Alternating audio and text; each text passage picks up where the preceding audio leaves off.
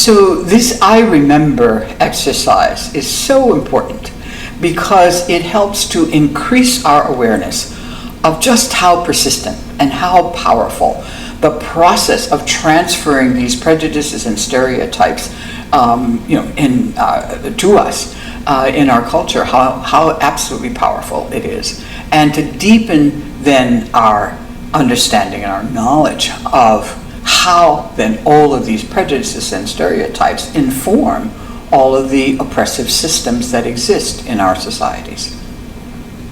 So now we want to, we're working in this area of personal, cultural, institutional ways in which we learn stuff that is so informative, informs how we perceive ourselves and how we perceive the other, whomever the other is.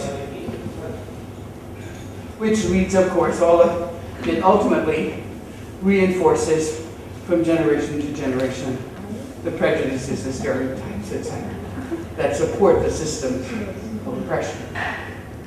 We're going to hold that up and look at it in a way through an exercise that we call I Remember. In this exercise, again, the structure of it is, actually you don't have anything other than the instructions in there on page 10. Oh, no. What am I saying? Through the whole thing. The I Remember, or page 10, we call it the early messages.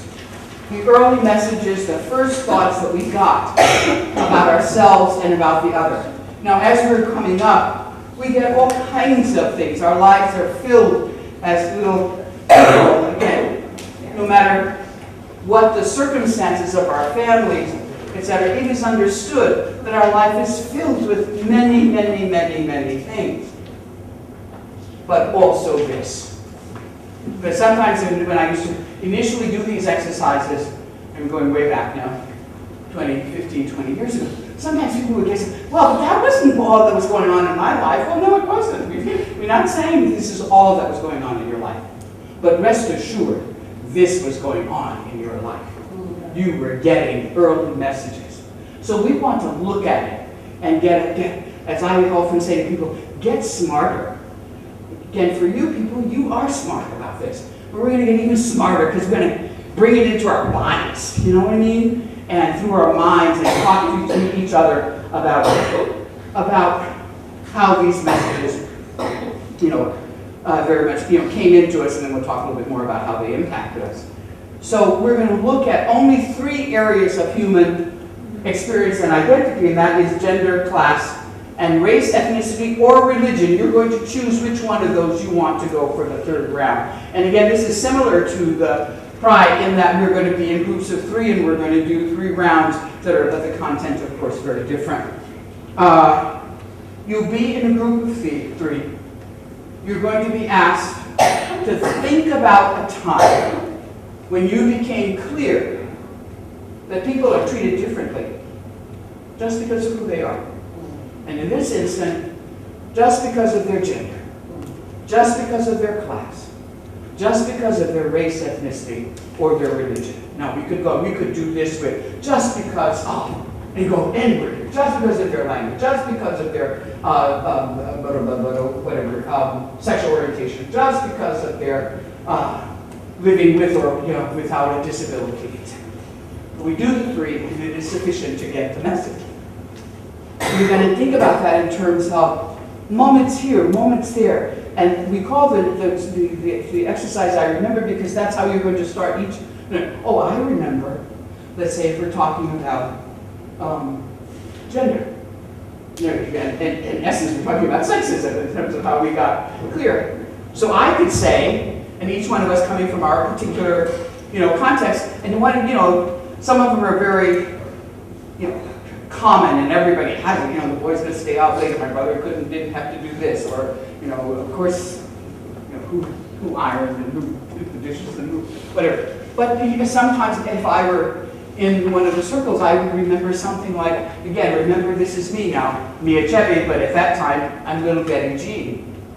And little Betty Jean growing up in U.S. North America, deep south, Miami, Florida, in the 1940s, I remember wanting to go out and help the men put up the storm shutters for the hurricanes that were coming.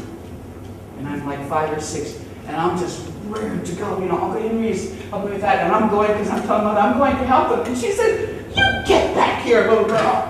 Where do you think you're going? Girls don't do that." I remember I don't get to help protect the neighborhood and our house by putting up the board. You know how you put up those boards over the window, and I thought everybody should get out there and help. Okay, you're going to tell your story. Some of them are being more, vivid than others, but I remember. So I got real clear that one is treated very differently. One's expectations, one's whatever. So you're going to do those things, for each round, the gender and then the class, and I'll give you examples from my life from each one. And you'll listen again as actively as possible. It's different now because you're going to be moving kind of fast. And you'll go around once and then you'll go around twice before the 5 minutes are up. And I'll ding the bell and then we'll move on from gender to class and then from class to race, ethnicity, or religion. Okay? So I remember you're going to share with each other times when you became clear. Folks are treated differently just because of who they are. Find 2 different people, as different as possible from the ones that you, just different, if you can, insofar as you can. And it's the same thing now. We've got to reconfigure the room in terms of getting a good conversational mode of 3 people. You want to make sure that the 2 people are listening carefully, and don't make your stories too long. It's really snippets, little snippets. I remember, and then tell it. And then you go on to the next one. I remember, and then don't stop and start a whole conversation. Go again. I remember, until I ding the bell. It's really not even 5 minutes. What happens if I don't remember? That's okay, you say I pass. Okay, you say I pass. You have passed, and then as they're talking, hopefully it'll kick up memories for you. Okay? So this first round is gender. It is time when you became clear. Now listen, because I'm going to lay it out a little bit more. What we're talking about is time when you became clear that men and boys were treated differently than women and girls. Times when I became clear people were treated differently based on gender. Somebody start.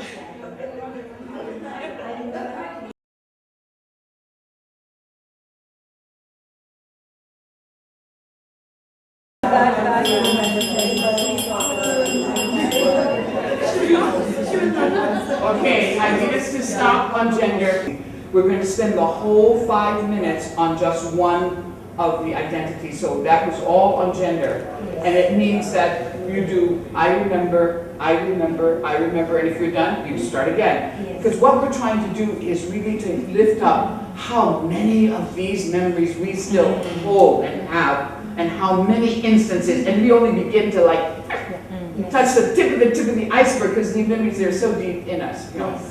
So we want to do as many as we can. So now we're going to lift up memories, times when we became clear that folks are treated differently based on class. And again, you want to stick with your growing up because we're trying to show the impact in the socialization of us within our culture around these issues. And so if I had to, again, I were in the circle, and you know me now in terms of where I'm growing up, in the Deep South, in the 1940s, 50s. We're in a very segregated situation, but sexism was happening. We were in the colored section of town for black people, but sexism was happening, classism was happening. We had doctors and lawyers and shoemakers and whatever, and I remember in the 4th grade, I got real clear that folks who were poor were treated differently because my teacher, who was a wonderful, wonderful black woman and educator, Miss Butterfield, but she always called out this Sally Mae McKenzie because she didn't have her workbook, or she didn't have a pen, or she didn't have a pencil, because you had to pay for that stuff. And Sally Mae didn't have it. I remember that she got made shamed. She was shamed in front of everyone because she didn't have what we needed for school. You tell your story. When I finish that, then somebody else goes, I remember. Whatever it is, your memory, make it as vivid as you can, but then finish it and let the other person tell theirs, let the other person tell theirs, and try to do a couple of go-rounds of times when you became clear. Folks are treated differently based on their economic circumstances, based on their class. Go for it.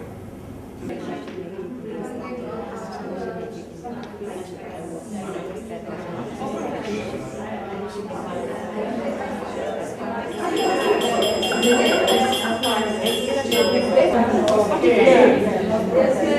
Yes, ma'am. All right, my darlings. That's it for class, economic circumstances.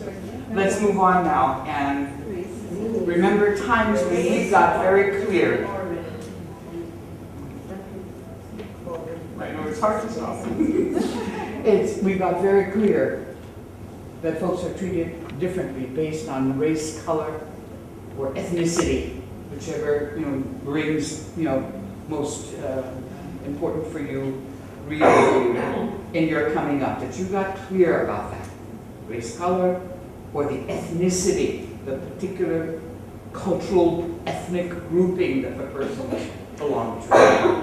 That people were treated differently because of that.